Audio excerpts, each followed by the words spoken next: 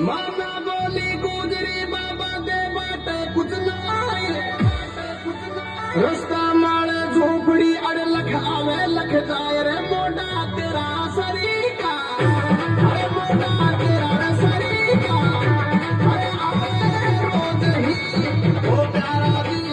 O by the जी by the